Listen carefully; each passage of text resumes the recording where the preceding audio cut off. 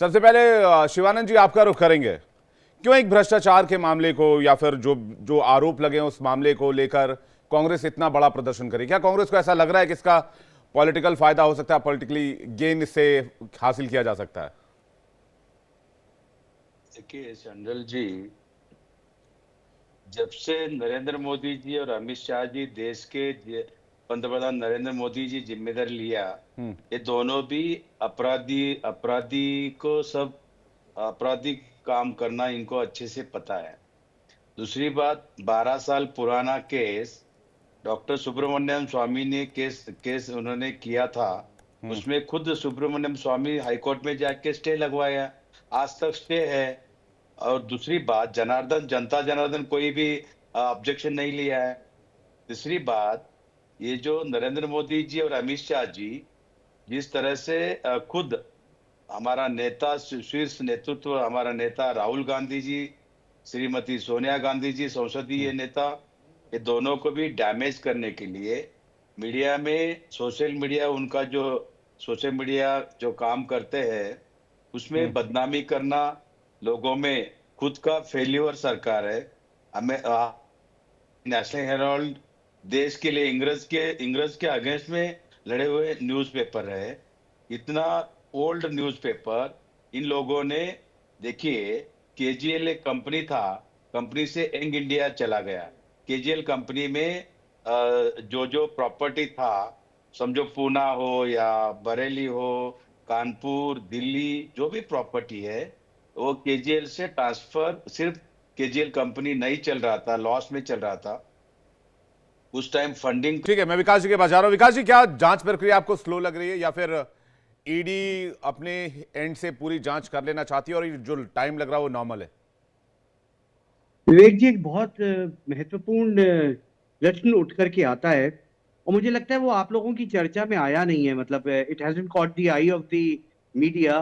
जब से chargesheet Rouse Avenue court में दाखिल की गई है और जिस पे कॉग्निजेंस पे 25 अप्रैल को डेट मुकर्रर है कि उस दिन वो कॉग्निजेंस लेंगे और देखा जाएगा कि समन्स इशू होते हैं नहीं होते। महत्वपूर्ण बात क्या है विवेक जी कि प्रेडिकेट ऑफेंस जो शेड्यूल्ड ऑफेंस है 420 का, जो एक प्राइवेट कंप्लेंट पे गया हुआ है, और आप ये देखिए कि एक प्राइवेट कंप्लेंट पे, इस पे कोई एफआईआर या और जो 420 का मुकदमा सुब्रमण्यम स्वामी ने डाला था 2012 में, वो कोई पुलिस कंप्लेंट नहीं है, वो एक प्राइवेट कंप्लेंट है। और महत्वपूर्ण बात विवेक जी ये है कि अगर देश में प्राइवेट कंप्लेंट के बेसिस पे, जहां पर अभी प्री चार्ज एविडेंस भी नहीं हुआ है, सिर्फ और सिर्फ समनिंग हुई है और समनिंग के बाद प्री चार्ज एविडेंस, वो शायद टेक्निकल टर्म है, मैं आपको समझा नहीं पाऊंगा या आप शायद नहीं समझ पाएंगे, वो वहां तक की भी स्टेज नहीं हुई और ईडी ने उसी प्रेडिकेट ऑफेंस की कंप्लेंट के बेसिस पे केस रजिस्टर करके चार्जशीट फाइल कर दी। कई जज, अभी सुप्रीम कोर्ट में ये भी पेंडिंग पड़ा हुआ है कि अगर प्रेडिकेट ऑफेंस में अक्विटल हो जाता है तो आप ईडी को आगे नहीं चालू कर सकते, वो एक अलग पिटीशंस पड़ी हुई हैं। लेकिन महत्वपूर्ण बात विवेक जी ये आती है कि अगर कोई भी आपके और मेरे खिलाफ टिम्बकटू में जाकर के या पौंडीचेरी में जाकर के एक प्राइवेट कंप्लेंट 420 की डाल दे और ईडी आकर के प्रेडिकेट ऑफेंस के बेसिस पे हमारे खिलाफ चार्जशीट फाइल कर दे, तो एक बहुत बड़ा पेंडोरा बॉक्स देश में खुलने वाला है जो इस तहत हो रहा है। क्योंकि ये ना तो कोई एफआईआर है, ना कोई पुलिस ने इन्वेस्टिगेट किया है, और ना ही जो प्राइवेट कंप्लेंट है वो किसी मुकम्मल पॉइंट तक पहुंची है। चार्ज फ्रेम होना तो बहुत दूर की बात है, उसमें प्री चार्ज एविडेंस तक भी नहीं हुआ है। पिछले 13 साल में समनिंग के बाद उस केस में वर्चुअली जो कंप्लेनेंट है वो नदारत है। तो फिर चार्जशीट में क्या है फिर? मतलब आप कैसे, मतलब ये चार्जशीट कैसे तैयार की गई, जो चार्जशीट फाइल की गई है? जिस चार्जशीट को तैयार करने में बार बार कह रहा हूं 12-13 साल का वक्त कैसे लग गया? विवेक, मैं कुछ तो एक्सरसाइज ईडी ने किया होगा या सब कुछ हवा हवाई है? नहीं, मैं चार्जशीट के मेरिट पे बिल्कुल कमेंट नहीं करूंगा एज अ लॉयर, जब तक मैं उस चार्जशीट को देखूं ना।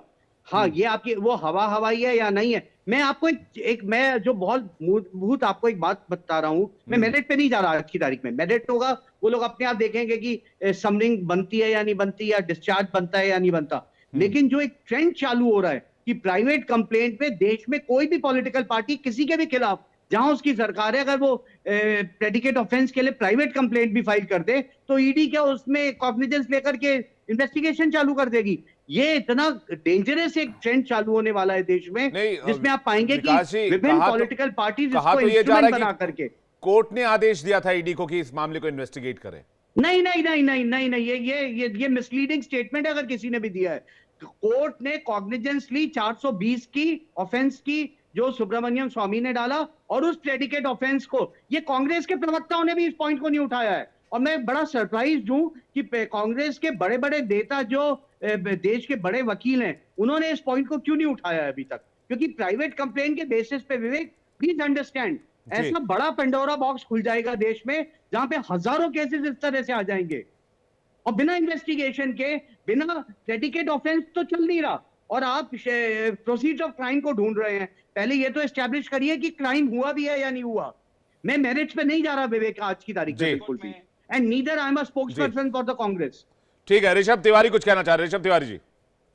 सर, मैं कानून का बेशक पढ़ाई नहीं पढ़ा हूं, लेकिन एक देश के जिम्मेदार पार्टी का एक जिम्मेदार कार्यकर्ता हूं, और इतनी समझ मुझे भी है कि क्या मिसलीडिंग हो रहा है वो दिख रहा है। पॉइंट 1 सर, अगर इस देश का कोई नागरिक जिसे लगता है किसी एक संस्था ने गलत किया, गलत प्रॉपर्टी को किसी को हैंड ओवर दिया, उसे इस देश का संविधान और कानूनी हक देता है कि वह कंप्लेन करे। मतलब इनके महोदय के कहने का क्या मतलब है कि अगर कोई प्राइवेट कंप्लेन करेगा, उस पर अगर एक्शन होना शुरू हो गया तो वो बहुत गलत हो जाएगा देश में। अरे आप उस समय कहां थे जनाब, जब एक मामूली सा कंप्लेन पे कांग्रेस पार्टी उठवा लेती थी, उस समय तो कोई निकल कर नहीं आता था, उस समय कोई चू शब्द नहीं बोलता था। किस तरीके से भ्रष्टाचार को कानूनी तौर पे ढकने का कुछ महोदय यहाँ प्रयास कर रहे हैं।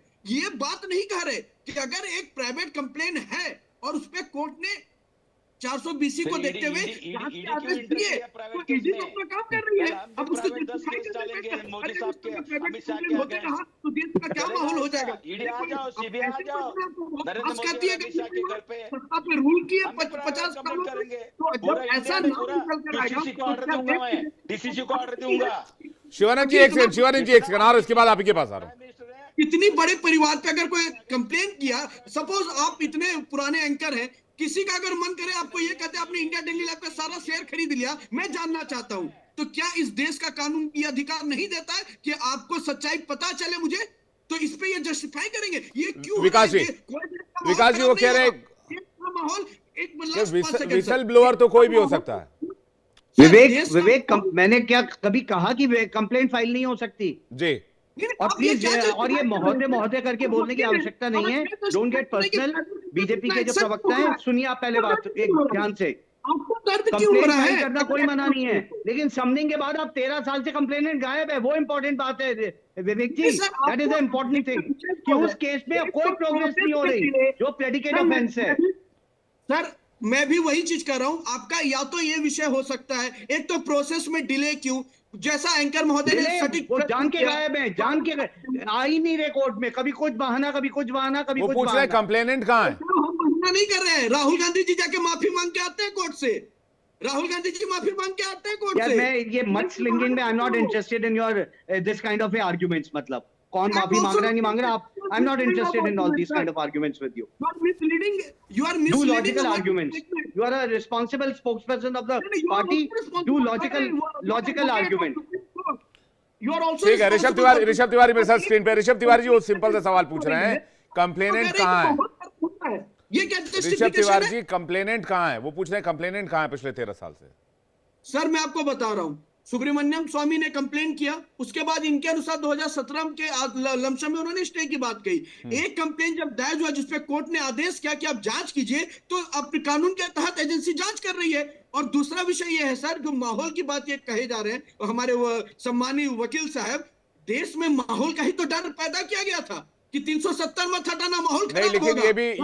ये भी मिसलीडिंग फैक्ट बताया जा रहा है कि कोर्ट के आदेश पर जांच शुरू हुआ। 2014 में ईडी ने सुब्रमण्यम स्वामी के निजी शिकायत पर ट्रायल कोर्ट के संज्ञान लेने के बाद प्रकरण में मनी लॉन्ड्रिंग का पता लगाने के लिए मामले की जांच शुरू की। यानी ईडी ने सुओ मोटो जांच शुरू की थी। ये प्रश्न ऋषभ भाई, मुझसे है, बिल्कुल सर, बिल्कुल आप ही से सर। करेंगे सर, रिक्वेस्ट होगा। आपसे ही है सर, ऋषभ सर आपसे ही है। हाँ, रिक्वेस्ट है आपसे, प्रश्न रिपीट करेंगे, रिक्वेस्ट है आपसे। 2014 में ईडी ने सुओ मोटो केस, इसमें मनी लॉन्ड्रिंग का पता लगाने के लिए केस शुरू किया था, क्योंकि ट्रायल कोर्ट ने इस मैटर में संज्ञान ले लिया था सुब्रमण्यम स्वामी की शिकायत पर। 2014 की बात है।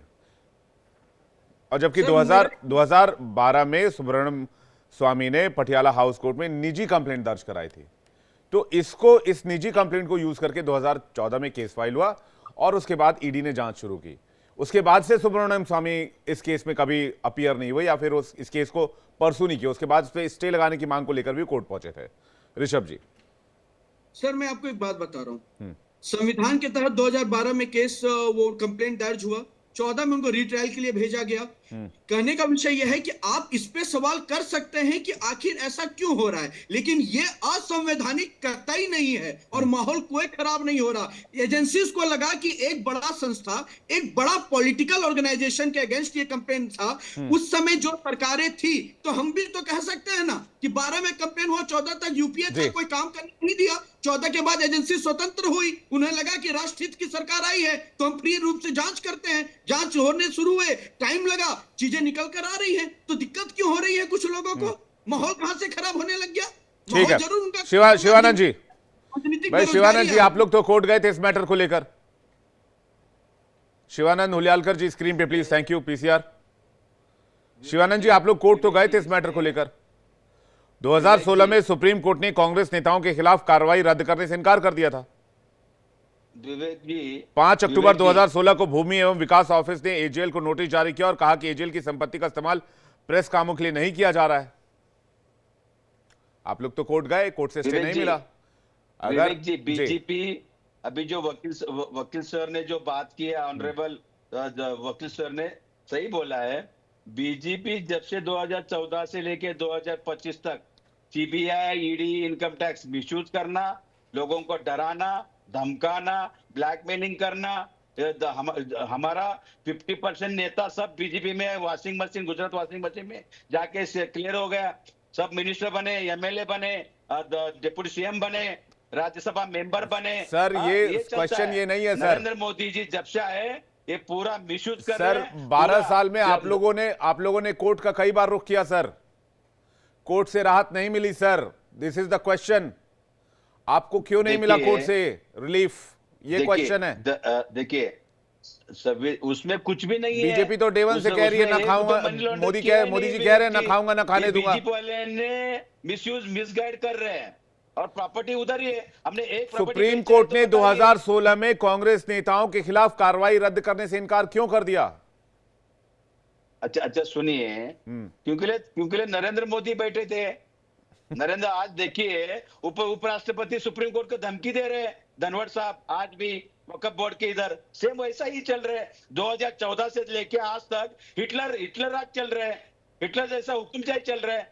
कोई भी काम नहीं है, सिर्फ फोटो शूट करना, 10 करोड़ का सूट डालना, 10 लाख का। आज कहाँ इटली गया, आज क्या पाकिस्तान गया बिरयानी खाने के लिए, आज कहाँ गया यूक्रेन गया, सिर्फ यही कर रहे हैं। देश के बारे में कोई लेना देना नहीं है। अमेरिका में संबंध खराब कर दिया, रोजगार नहीं है, बेरोजगार चरम पर है, महंगाई चरम पर है, उस बारे में बात नहीं कर रहे। सिर्फ जुमला। महाराष्ट्र में लाड़की बहन योजना फेल हो गया।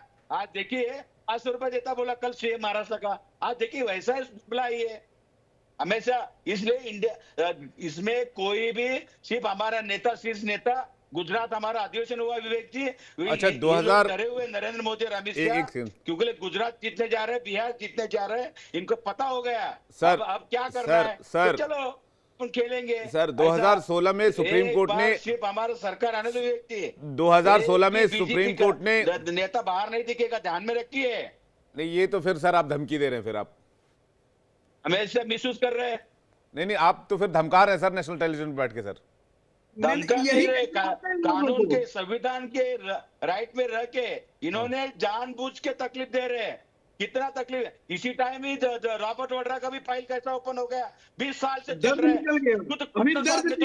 क्लीन चिट दिया। आप बताइए, पूरा हिसाब किताब देने के बाद भी इसी टाइम ही सोनिया गांधी जी नेशनल हेराल्ड के केस के टाइम ही रॉबर्ट वाड्रा का केस कैसा आ गया ऊपर। रॉबर्ट वाड्रा 20 साल से फाइट कर रहे हैं। देखिए ये देश भावने के इनको कोई लेना देना नहीं है। द्वेष भावने से बदनामी करना चालू किया। कुछ भी हम डरने वाले नहीं है। बहुत हम बेसिक डरेंगे बहुत नहीं। बेसिक सी बात है शिवानंद जी। आप, ये अच्छी बात है, आप डरने वाले नहीं हैं और किसी को भी नहीं डरना चाहिए इस देश में। इस देश में हमें संविधान और लोकतंत्र हमें इसकी ताकत देता है। लेकिन बात यह है कि जब मामला क्लीन है, जब चार्जशीट में आपको ऐसा लग रहा है कुछ है ही नहीं, जब करप्शन हुआ ही नहीं है, तो फिर होने दीजिए कोर्ट प्रोसीडिंग्स या फिर जो भी चल रहा है मैटर। अदालत में विवेक दूध जी, का दूध और पानी विवेक का जी। पानी हो जाएगा। बाकी सड़क पर आप लोग देखो, कह रहे हैं कि विवेक आप लोगों जी। को परेशान किया जा रहा है, तो फिर से इस पर इतनी हाई तौबा मचाने की क्या आवश्यकता आज भी है? हम रेडी है। आज भी हम डरने वाले नहीं, हम पूरा फाइट करने के लिए रेडी है। कितना केस, 25 केस डाला है राहुल गांधी जी, सिर्फ मोदी सरनेम लेने के ऊपर उसका मेंबर ऑफ पार्लियामेंट खाली किया, घर खाली किया, उनको कोर्ट में जाना पड़ा, हमको तकलीफ देना। हमेशा पोजीशन लीडर को ही क्यों तकलीफ देता है? वेंडेटा पॉलिटिक्स की बात बेसिकली फिर से हो गई। हाँ? मतलब घूम फिर के हम वही यू टर्न पे आ जाते हैं, वेंडेटा पॉलिटिक्स पर आकर ठहर जाते हैं। ऋषभ तिवारी कुछ कहना चाह रहे हैं, उसके बाद राकेश जी और विकास जी आपके पास आ रहे हैं। ऋषभ तिवारी जी। विवेक जी, इनका फंसा हुआ एक ही जगह कैसेट रहता है। मुझे फिर हेरा फेरी का एक डायलॉग याद आ जाता है, मस्त जोक मारा रे बाबा। इतना मस्त जोक मार रहे हैं टेलीविजन पे बैठकर, हिटलर की बात कर रहे हैं, संविधान की बात कर रहे हैं। सर, कोर्ट और संविधान की धज्जियां बकायदा में 2 करोड़ नौकरी का क्या हुआ? 15 लाख रुपए का क्या हुआ? बेरोजगार की क्या हुआ? अर्थव्यवस्था देखो, रुपए का कहाँ खट्टे में चले गए। क्या कर रहे देश के पंतप्रधान नरेंद्र मोदी जी? रिजाइन देना चाहिए। मुंह दिखाने के लिए भी लायक नहीं रहा देश के पंतप्रधान। मेरे को शर्म आ रहा है। नसबंदी करा दिया लोगों का, हाँ, युवाओं का भविष्य को काला 2 कर करोड़ दिया। नौकरी की बात नहीं कर रहे, बेरोजगार चरम पंच पर है, बातें कर रहे हाँ, झूठ केस लगवाना, लोगों को बदनाम करना, सोशल मीडिया में ट्रोल करना, सुप्रीम कोर्ट धमकी दे दो। सरकार में संविधान किधर है? उपराष्ट्रपति धनखड़ रिजाइन देना चाहिए। वो भी राज्यसभा के एक मेंबर है, उसको उपराष्ट्रपति बना, राज्यसभा का उपसभापति बना, वो धमकी दे रहे सुप्रीम कोर्ट को। इतना बड़ा हो गया। सिर्फ लोगों में गुमराह करना एक फेल्यूर सरकार है। नरेंद्र मोदी, अमित शाह, ये पूरा मोदी सरकार फेल्यूर सरकार है। 21 मिलियन के अप्रोक्सीमेटली हमने कोई एक्सपोर्ट लेना किया देना नहीं पता है। है नहीं, कुछ है महिला में नहीं, भी 3,000 लोग मरे, उस बारे में जांच होना जैसे चाहिए, गांधी सीबीआई परिवार। अरे गांधी जांच सर्टिफिकेट होना रखने से चाहिए। तो महात्मा गांधी नहीं हो योगी जाता है। हो, मोदी गांधी हो, परिवार का ये मतलब सब परिक्रमा फेक करने से कुछ बात है। हासिल नहीं फेक होगा। In India. सबको सुनने की क्षमता रखिए, चैनल पर बैठ के कोई धमकाइए नहीं मत। है। आप जैसे कितने हाँ, कांग्रेसी वक्त बोल के भ्रष्टाचार बारे के में आरोप में इतना जेल में प्यार है। ठीक है, एक एक करके राकेश जी के पास जा रहा हूँ। राकेश जी के पास जा रहा हूँ। देखिए, अदालतें तो अपने हिसाब से काम करेंगी, अदालतें अपने हिसाब से काम करेंगी। इस देश के हर नागरिक को न्यायिक प्रक्रिया को फॉलो करना होगा। रहे नहीं जी। साहब, एक एक करके राकेश जी, एक एक करके राकेश जी, अभी की स्थिति में देखा जाए तो क्या इस मैटर से कांग्रेस पार्टी को कोई फायदा होता दिख रहा है? नहीं, मुझे नहीं लगता कि इस पर लेकर कोई फायदा हो, क्योंकि भ्रष्टाचार के मुद्दे पे आप देखिए कि इसी तरह का प्रदर्शन बनाया गया था अरविंद केजरीवाल जी की तरफ से जब शराब घोटाले का मामला आया। उसमें क्या सही है और क्या गलत है ये तो न्यायालय फैसला करेगा। लेकिन आज की डेट में भारत के अंदर एक प्रदर्शन जरूर तैयार हुआ है कि नेशनल हेराल्ड मामले में सोनिया जी और राहुल जी आरोपों के घेरे में हैं। अब इस आरोपों के घेरे से उन्हें बाहर होने के लिए अदालत के फैसले की प्रतीक्षा करनी पड़ेगी। हालांकि कांग्रेस की तरफ से इसको काउंटर करने के लिए सड़क पे उतरा गया है, भारतीय जनता पार्टी के लोग भी सड़क पे आ गए हैं। दोनों अपने अपने तरह का प्रदर्शन बना रहे हैं, लेकिन देश के जनमानस में चाहे थोड़ा ही तैयार हुआ हो विवेक जी, कहीं ना कहीं कांग्रेस में सोनिया जी और राहुल जी के खिलाफ एक प्रदर्शन तैयार हुआ है। जी विवेक जी। नहीं, मैं समझा नहीं। कांग्रेस के अंदर सोनिया जी राहुल जी की सिंपैथी बढ़ रही है, कांग्रेस कार्डर्स के अंदर बढ़ रही है, देश के अंदर बढ़ रही है, फिर अगेंस्ट में मैटर जा रहा है? नहीं, देश के जनमानस में अगेंस्ट जा रहा है, लेकिन इसका एक फायदा यदि देखें तो कांग्रेस के अंदर एक बार पुनः एकजुटता होने की संभावनाएं बढ़ गई हैं। आप 2015 को याद करिए, जब सम्मन जारी हुआ था और पटियाला हाउस कोर्ट गई थी सोनिया जी और राहुल गांधी जी, तो आपको याद होगा इंडिया गेट पूरा कांग्रेसियों से भर गया था।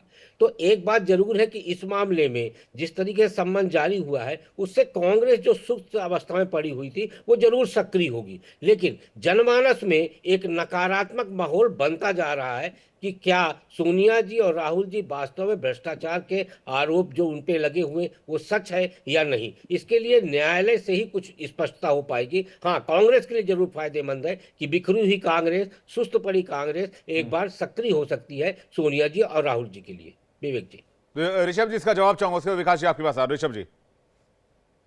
सर देखिए, सबसे पहले तो मैं जवाब तो हर प्रश्न का दे रहा हूँ। कांग्रेस के प्रवक्ता को बेचैनी हो जाती है, बीच में कूद जाते हैं। कूदिएगा नहीं सर, निवेदन कर रहा हूँ, धमकाइएगा नहीं बीच में। वैसे हम धमकने वाले नहीं है। मैं एक बात स्पष्ट कर रहा हूँ सर, कोई भी एक्शन ले रहा है कोई भी एजेंसी, भारतीय जनता पार्टी का उसमें कोई हस्तक्षेप नहीं है।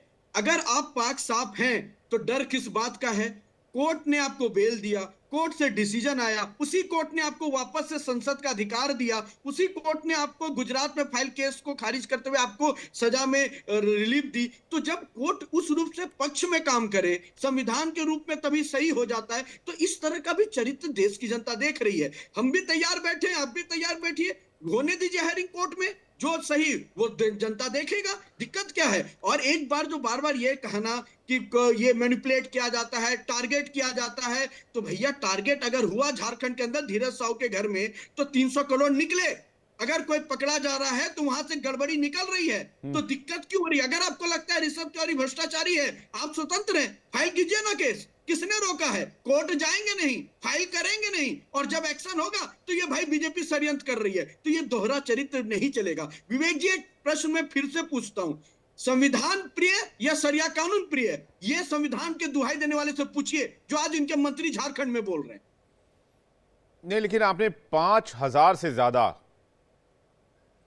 मैटर दर्ज किया है ईडी में पिछले 10 साल। शिवानंद जी एक सेकंड, मनमोहन सिंह जी के कार्यकाल में 112 मामले हुए, 112 जो मैटर वो ईडी के पास है।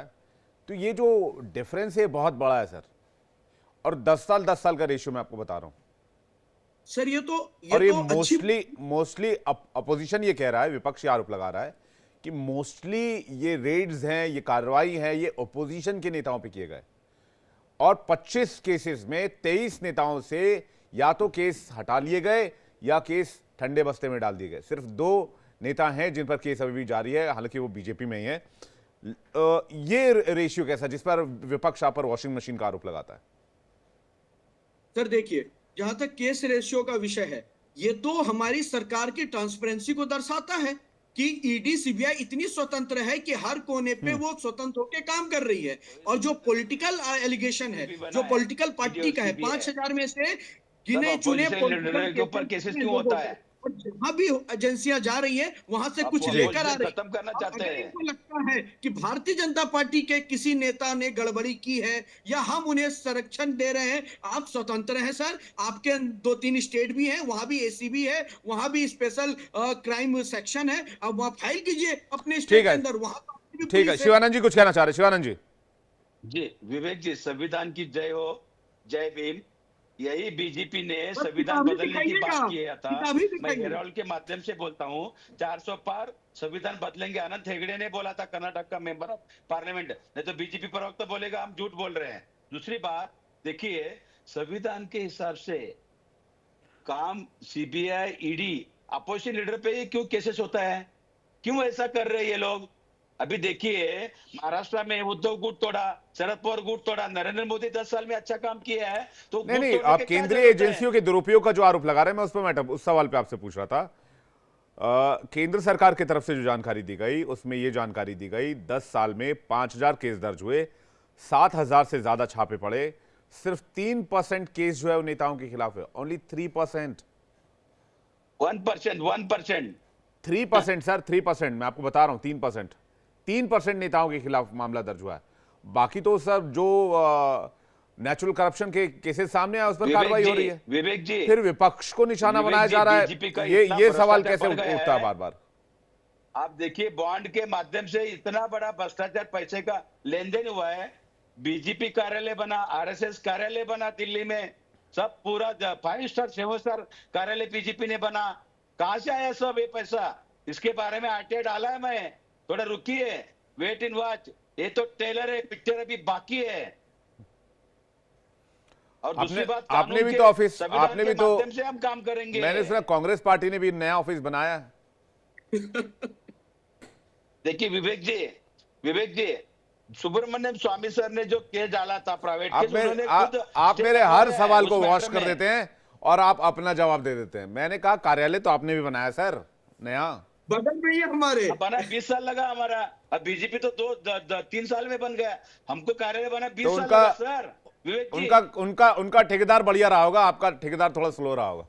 अच्छा बहुत बड़ा। देखिए विवेक जी, आपके जैसे एक प्रामाणिक एंकर मेरे मित्र थे वाजपेयी जी, उन्होंने गैस सिलेंडर के नरेंद्र मोदी बोला सबको गरीबों को हमने गैस दिया, वो बेचारे वो लेडी को प्रसन्न, वो वाजपेयी जी गए उसके घर पे, वो बोला नहीं सर मेरे को मुखिया ने 2000 रुपए दिया ऐसा बोलने के लिए, और घर पे चूल्हा पे काम कर रही थी। जी। बीजेपी का नेत्री जी है, अभी मेरी दोस्त है रूबिका लियाकत, उसको भी उन्होंने एबीपी न्यूज देखिए, एंकर थी बड़ी, किसी चैनल को कोट मत कीजिए, पार्लियामेंट हाउस दिखाया, किसी उसको चैनल भी किसी हटाया। एंकर को कोट यही मत कीजिए बीजेपी सर। का है, शिवानंद जी, यही मिसयूज कर रहे हैं। किसी यही चैनल लोगों किसी को एंकर को दबाना कोट था। मत कीजिए, रिक्वेस्ट कर रहा हूं।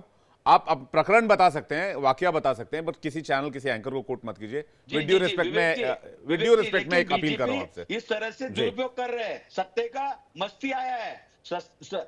इन्होंने आर्थिक का देखो, अर्थ संकल्प अभी देखिए, भारत का दिशाहीन है चालू है सर। अभी रुपए का प्राइस कितना नीचे चला गया, देश का कोई भी अर्थव्यवस्था देखिए, आज देखिए निर्मला सीतारमन, गैस सिलेंडर इतना महंगा हो गया, पेट्रोल का भाव इतना महंगा हो गया, कुछ चैनल के बैठ के बड़े बड़े बातें करते थे, महंगाई चरम पर वो ठीक है। गरीब दलित मैं- पिछड़ों ओबीसी कहाँ जाए, सर माइनॉरिटी मैटर, कहाँ अब जाए? नेशनल हेराल्ड से आपने पूरा महाभारत ही पढ़ा दिया। नेशनल हेराल्ड पे बात आज हो रही है। अब बेशक आपके लिए एक प्लेटफॉर्म है, आप देखिए, बीजेपी नेशनल- सरकार की कमियां विवेक गिनाना जी, मैं चाहते आखिरी बोलता हैं, हूं। मैं उसकी रिस्पेक्ट करता हूं। विवेक जी, जी। नेशनल हेराल्ड में 1 रुपीज का भी मनी लॉन्ड्रिंग हुआ नहीं है। ये है। बीजेपी ने द्वेष भावने में ईडी सीबीआई इनके तोते बना के काम कर रहे हैं। कोई बात नहीं, हम भी कभी ना कभी विवेक जी सरकार में आएंगे, फिर देखिए सरकार, हम भी आएंगे सत्ते पे। डबल इंजन सरकार, चंद्रबाबू नायडू, नीतीश कुमार, जयंत चौधरी, चिराग पासवान, अजित पवार, एकनाथ शिंदे जी, बातचीत चल रहे है। नरेंद्र मोदी को हटाना तय हुआ है। अभी आने वाले दिन ब्रेकिंग न्यूज, ट्रेलर है, पिक्चर भी बड़ी बन खबर रही है। बता रहे हैं सर। देखिए, राकेश जी देखिए, का जी पूरी प्लानिंग क्या है सर? हाँ पूछिए जरा। रेशम तिवारी जी, एक सेकंड बनने तय प्लीज। है। राकेश जी, शिवानंद जी स्क्रीन पे। शिवानंद जी, पूरी प्लानिंग क्या है, एक बार जरा दर्शकों को बताएं, उनको भी थोड़ा सा इंफॉर्मेशन मिले। देखिए इंडिया गठबंधन सरकार बनने जा रहे, डबल इंजन सरकार, फेल्यूर सरकार है। इसको कोई देश का 140 जनते से कोई लेना देना नहीं। फार्मर के बारे में सोच नहीं, बेरोजगार के बारे में सोच नहीं, महिलाओं के बारे में सोच नहीं, सिर्फ मस्जिद के नीचे मंदिर ढूंढना है। बातचीत और किससे किससे हो रही है? तो सबक सिखाए इनको। शिवानंद भाई, किन-किन नेताओं से बातचीत हो रही है, एक बार? 13,000 एकड़ जमीन अदानी को दिया। शिवानंद भाई, किन किन नेताओं से बातचीत हो रही है? अभी आप बता रहे थे, कुछ बड़ी बात बता रहे थे। इंडिया गठबंधन सरकार बनने जा रहे विवेक जी। किन किन नेताओं से आपकी बातचीत हो रही है? आपने कहा टीडीपी से बातचीत हो रही है, जेडीयू से बातचीत हो रही है। 100% हो रहे। नीतीश कुमार जी, चंद्रबाबू नायडू जी, जयंत चौधरी जी, चिराग पासवान जी, एकनाथ शिंदे जी, अजित पवार जी। मैं डंके के साथ बोलता हूं, थोड़ा वेट इन वॉच सर। देखिए मैं राकेश जी का एक इस पर रिस्पॉन्स चाहूंगा। राकेश जी, नहीं, मुझे लगता है कि राजनीति में इस तरह की बात करना बड़ा उपयुक्त रहता है, और शिवानंद जी भी उसी टाइप की बात करें। लेकिन शिवानंद जी की एक बात जो है मुझे जो लगी वो ये, नहीं वक्फ बोर्ड में नीतीश कुमार का उधर नुकसान चल रहा है, चंद्रबाबू का नुकसान चल रहा है। कोई चिराग ने नुकसान खुद नहीं बोला है। नीतीश कुमार के जेडीयू चिराग को ने बोला है, मुसलमान जयंत चौधरी कभी ने वोट बोला है। नहीं किया। उनको पसमानदा समाज का वोट मिलता था, और पसमानदा समाज कोई नहीं है वक्फ बोर्ड का, वो कोई बाकी भी पार्टी मुस्लिम में लोग जबरदस्ती हमेशा करके आरजेडी धमका के पास गए के हैं। नरेंद्र मोदी, अमित शाह ने आप काम वहां कर रहे जाके हैं, वो सर्वे सहमत कराइए। नहीं है। आप सर्वे हमारा भी कराइए। एक एक करके शिवानंद जी, गठबंधन के साथ संबंध शिवानंद जी है। थोड़ा रिस्पॉन्स क्यों जान नहीं? लेते हैं। आपका एलिगेशन आ गया, राकेश जी से जवाब लेते हैं, उसके बाद मैं ये विकास जी कह आपके रहा पास आ रहा हूँ। आपने जो ये तर्क दिया कि मुसलमानों का नुकसान हो रहा है, जेडीयू पहली बार भारतीय जनता पार्टी के साथ नहीं गई है, इसके पहले भी वो नेचुरल एलाई है उनके साथ। तो मुसलमानों में जो उन्होंने अति पिछड़े के रूप में रखा हुआ है पसमानदा समाज को, वो जेडीयू के साथ जाता रहा है, और इस वक्फ बोर्ड को लेके वो और मजबूती से जाएगा। जो बाकी मुस्लिम समाज है वो तो हमेशा से आरजेडी के साथ रहा है ना। आप वहां देख लीजिए, 39% और 35% का जो रेशियो है वो यादव और मुसलमान का रेशियो है उनके पास, आरजेडी के पास। बाकी जो अति पिछड़ा वर्ग है उसमें मुस्लिम और अन्य पिछड़ा वर्ग का वोट जेडीयू के साथ जाता रहा है, और परेशानी जो आरजेडी की है वो इसी अजित बात पवार का कोई नहीं है, एकनाथ शिंदे जी का कुछ नहीं है, जयंत चौधरी का भी नहीं है। पहले बिहार की बात कर लेना, फिर उसके बाद वक्फ में बिल के ऊपर सरकार गिरेगा, लिख के देता हूं मैं मैं। आपको एक एक राज्य का बताता हूँ। जयंत चौधरी के साथ यदि मुसलमान जाता, अगर 2022 में जयंत चौधरी जी समाजवादी पार्टी से गठबंधन करके 20 सीटें जीतते, कितनी सीट जीते जयंत जी? जयंत जी भी खुशी से नहीं आए भारतीय जनता पार्टी में, इसलिए आए हैं कि उनका जाट समाज उनको छोड़ रहा था। वहां जाट मुसलमान का बीजेपी के पास मुद्दा ही नहीं है सर, उत्तर प्रदेश में नहीं बन बीजेपी पा के रहा पास था, मुद्दा ही नहीं और है। इसीलिए सिर्फ हिंदू उनको मुस्लिम लगा करना, कि जाट पाकिस्तान भाजपा के साथ करना, जा रहा, तो के मुझे भी नीचे भाजपा में ट्यूनिंग जाना करना, चाहिए। चौधरी CBI, इसलिए आए। इनकम टैक्स, EVM मिसयूज करना, प्रशासन अरे misuse ठीक है, करना। मिसयूज की बात है। मैं जल्दी से विकास जी से एक रिस्पांस ले लेता हूं, चूंकि समय बहुत सीमित है। विकास जी, ईडी के केसेस को देखें तो कन्विक्शन रेट में ईडी ने पिछले 10 सालों में, और ये वित्त राज्य मंत्री पंकज चौधरी का राज्यसभा में दिया गया बयान में कोट कर रहा हूं, पिछले 10 सालों में ईडी ने राजनेताओं के खिलाफ 193 मामले दर्ज किए हैं, जिनमें से सिर्फ 2 ही में सजा हो पाई। कुल मामलों में 138 यानी कि 71% पिछले 5 सालों में दर्ज किए गए, या 2019 से जब बीजेपी दूसरी बार सत्ता में आई, यानी कि सिर्फ 2 केस अभी तक कंप्लीट हो पाया सर, जिसमें कन्विक्शन हुई है। क्या इस रफ्तार को विवेक जी, बढ़ाना होगा विकास जी? हाँ बढ़ाना होगा। मैं आपको थोड़ा सा पीछे लेके जाता हूँ। 2006 में प्रकाश सिंह की जजमेंट आई थी सुप्रीम कोर्ट से, जहां सुप्रीम कोर्ट ने कहा था कि, और ये पूरा खाली ईडी की बात नहीं है, पुलिस रिफॉर्म्स की बात थी। और वो पुलिस रिफॉर्म्स या सारी जगह पे रिफॉर्म्स होना इसलिए भी जरूरी था कि इन्वेस्टिगेशन और prosecution should be at arm's distance.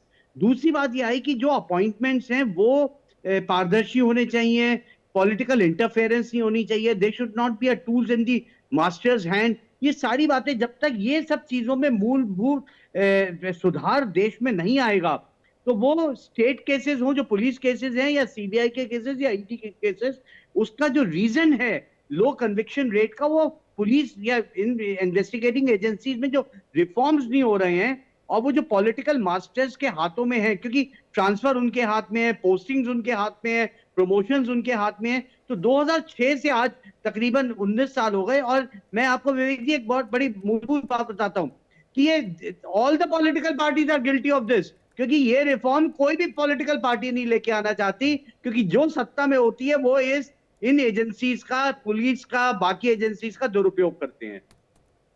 Rishabh जी, देखिए, मैं सारी बातों पे विषय पे जवाब दूंगा, लेकिन एक बात मुझे पूछना है कांग्रेस के काबिल प्रवक्ता से।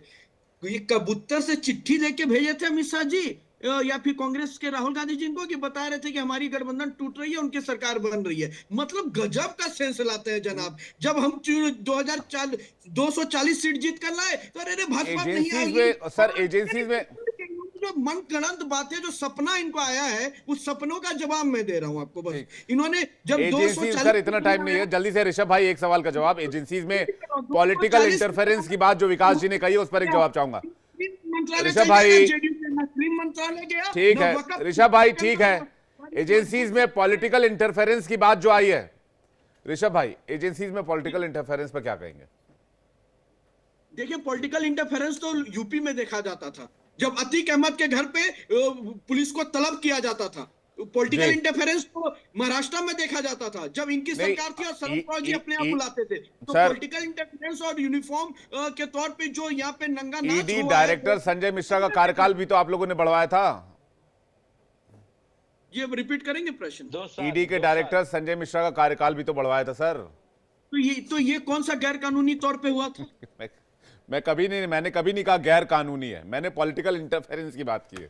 ये पॉलिटिकल इंटरफेरेंस कहा था, देश हित के लिए था। कोई राष्ट्रभक्त है, मुझे लगता है विवेक जी राष्ट्रभक्त है, मैं उनको रिकमेंडेट करूंगा कि बाद में संशोधन सदन से पारित हुआ, सदन में किसकी मेजोरिटी? आप लोगों की मेजोरिटी, तो क्यों पॉलिटिकल इंटरफेरेंस नहीं है? चलिए ठीक है, आप सभी मेहमानों का बहुत बहुत शुक्रिया। एक अंतहीन सिलसिला है, अंतहीन डिबेट है,